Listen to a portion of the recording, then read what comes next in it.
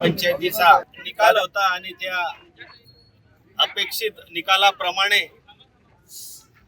आमची मुलगी आमची भगिनी दीपालीताई ही प्रचंड मताधिक्याने निवडून आली।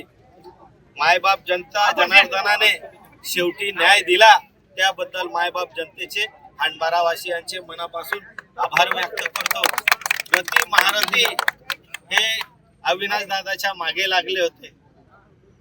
आजी आमदार, माजी आमदार, खासदार, माजी खासदार हे सगळे जी म्हणतात ना चांडाळ चौकडी एकत्र झाली होती आणि त्यांनी अविनाश दादाला पराभूत करण्यासाठी कंबर कसली होती। पण शेवटी सत्याचा विजय होतो।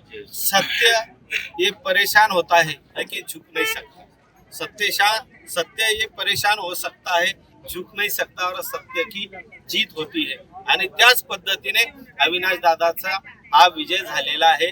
अविनाश दादावरती जो अन्याय या नवापूरच्या आमदारांनी केलेला होता की त्याला अपात्र घोषित करून या सर्वसामान्य जनतेने दिलेला कौलला त्यांनी विरोध केलेला होता, त्या विरोधाला झुगारून या जनतेने, या मायबाप जनतेने त्या अविनाश दादाला, आमच्या मुलीला या ठिकाणी विराजमान केलं।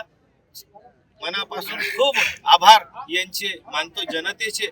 आणि सांघिकरित्या सगळ्यांनी एकत्रितरित्या हा लढा लढवला आणि हा लढा त्यांचा होता, जनतेचा लढा होता आणि जनतेचा विजय या ठिकाणी झालेला आहे।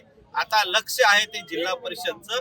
येणाऱ्या जिल्हा परिषद मध्ये राष्ट्रवादीचा झेंडा हा जिल्हा परिषदवर फडकल्याशिवाय राहणार नाही आणि आमचा नेता अविनाश दादा जिल्हा परिषद सदस्य झाल्याशिवाय राहणार नाही। या निमित्ताने सांगतो, पुनश्च ज्ञात अज्ञात ज्यांनी आम्हाला यांनी सहकार्य केलं त्यांचं सगळ्यांचं मनापासून आभार व्यक्त करतो। आणि हा जनतेने दिलेला कौल, हा जनतेचा कौल येणाऱ्या तुम्हाला जिल्हा परिषद मध्येही बघायला मिळेल आणि येणाऱ्या विधानसभेमध्ये अभी तो झाकी है, जिल्हा परिषद झाकी है।